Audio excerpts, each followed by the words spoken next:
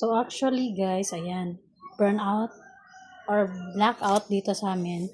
So in-announce na nung nakarang araw na 6 a.m. to 6 p.m. daw yung burnout na.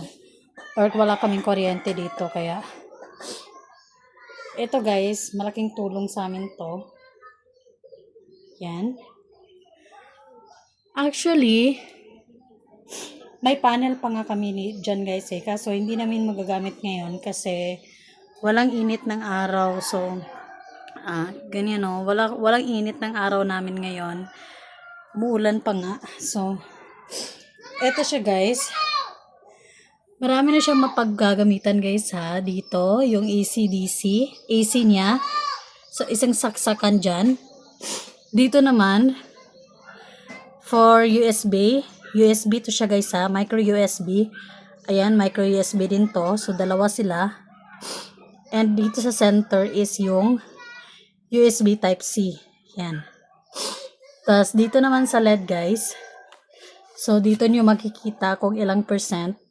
Ito siya yung percentage. So, ilang percent pa siya. Naka-charge kasi, chinarge kasi namin yan.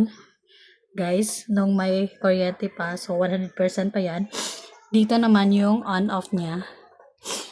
Dito naman sa kabila guys, ito yung paggagamit kayo ng DC. So, nandyan yan. Press nyo lang yan. Long press. If gagamitin nyo yung DC. Dito naman sa likod guys, ayan.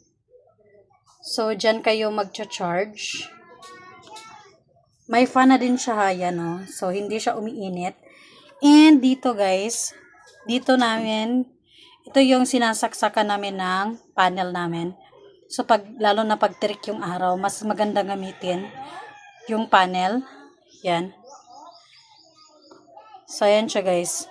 Sobrang laking tulong nito guys, lalo na pag warang kuryente sa bahay.